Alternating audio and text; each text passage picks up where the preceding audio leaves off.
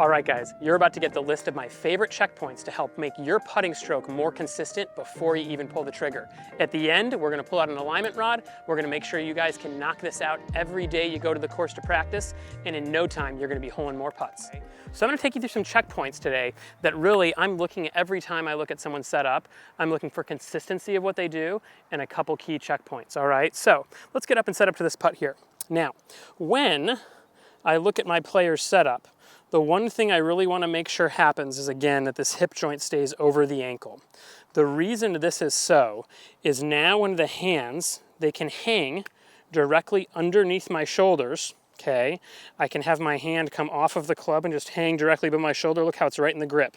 This is promoting myself to have a straight back and straight through path, as straight back and straight through as it needs to be, okay? If you see the player on their heels, it's gonna promote one that's more to in to out. If you see the player way out over the golf ball, it'll promote one that's out to in, okay? So I really like to always focus and make sure that the hip joint is over the ankle and the pressure is a little bit more in the front of the feet.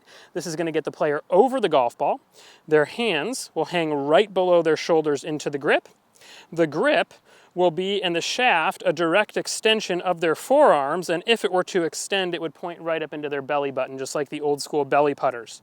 Now, if the putter is the right length, the player will have their eyes directly over the golf ball or the inside edge, okay? So this is the structure of the setup. We've got the hip over the ankle. We've got the hands underneath the shoulders, butt of the club into the belly button, and then the eyes over the inside edge of the golf ball. Okay, from here, we're setting up a stroke with the squarest face and the squarest path before we even take the club back, okay?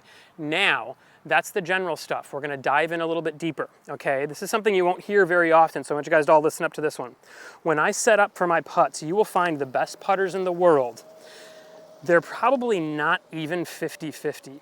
They probably have 3, 4, or 5% of weight on their front foot, okay?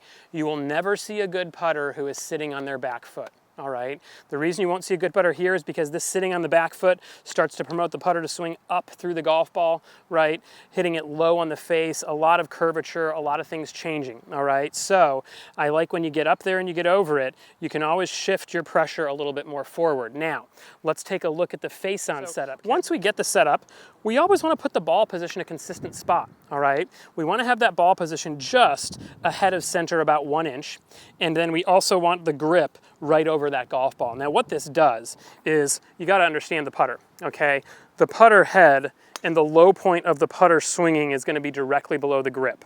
So when we put the grip 1 inch forward, now the putter swings down and it's gonna move up through the golf ball to strike up with a de-lofted face, okay? The ball position allows the club to move up, the grip being forward allows the face to stay de-lofted, and you get what I call frozen club face syndrome. Look at this. Boom. Club face just doesn't move going through the golf ball, right? That grip stays back and it starts to twist or turn.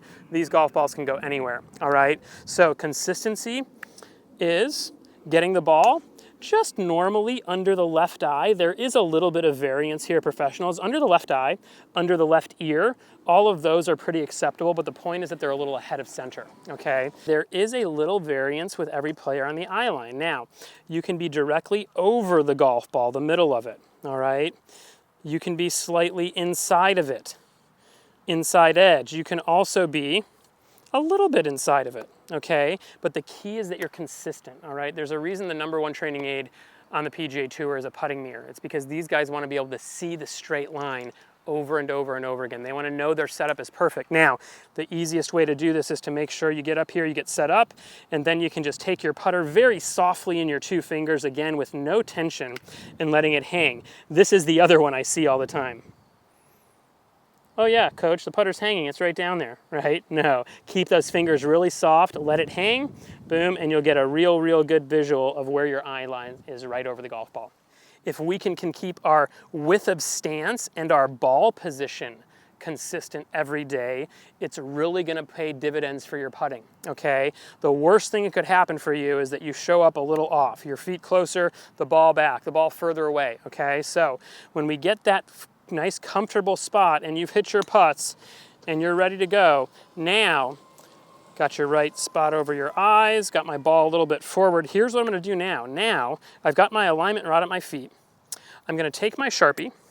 I'm gonna put a Sharpie line right in the middle of my right foot. I'm gonna put a Sharpie line right in the middle of my left foot. And then I'm gonna draw and put one just on the back edge of the golf ball, okay?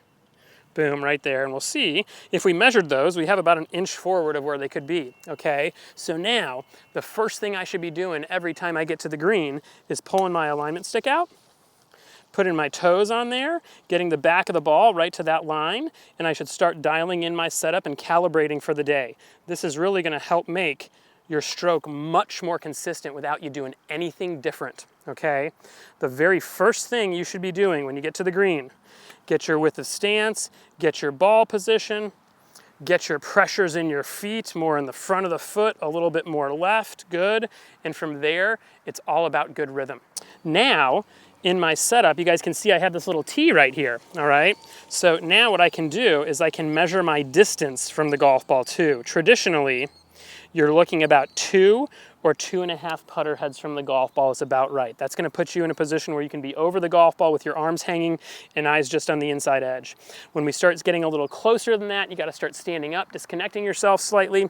When you get a little further, all of a sudden now the arcs and the angles completely change, okay? So you can also now have your little station where you're getting set up and you're checking your ball position or your distance from the golf ball, making sure that you're the same number of putter heads from this line for every putt that you hit. And again, if you guys spend just 5 minutes at the beginning of every session calibrating your putting setup, I promise you're hitting better putts. All right, guys, I always want you to remember the #1 fundamental in putting: setup, setup, setup, okay? Get your alignment rod out there, get your width of stance, your ball position, get your setup and the pressures in your feet well. We do that every day and calibrate every day for just 10 or 15 putts. You're gonna be putting the best you ever have. Please like, comment, and subscribe if you like the video. Send it to your friends and keep me posted with how you're doing out on the course.